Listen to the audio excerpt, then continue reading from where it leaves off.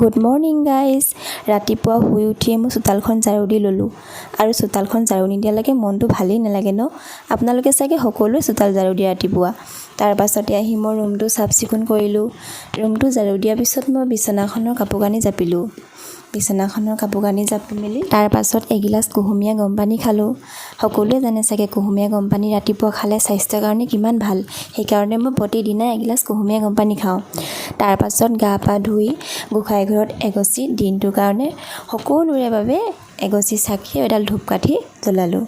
আপোনালোকে সকলোৱে ৰাতিপুৱা এনেকৈ চাকি এগছি দিবচোন। গোঁসাই ঘৰৰ পৰা আহি একাপ চাহ খালোঁ। তাৰ পাছতে ফোন আহিল। আমাৰ সম্বন্ধীয় ভণ্টি এজনীয়ে ফোন কৰিলে যে মোৰ ছোৱালী গা বেয়া, সেইকাৰণে আমি লৰালৰিকৈ যাবলগীয়া হ'ল তাৰ কাৰণে।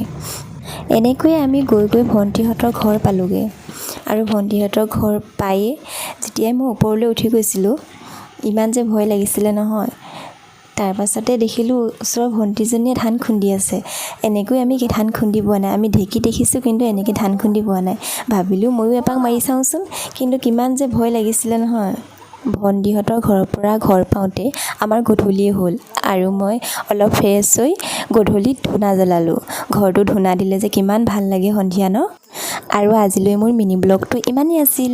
আপোনালোকে যদি চাই ভাল পায় লাইক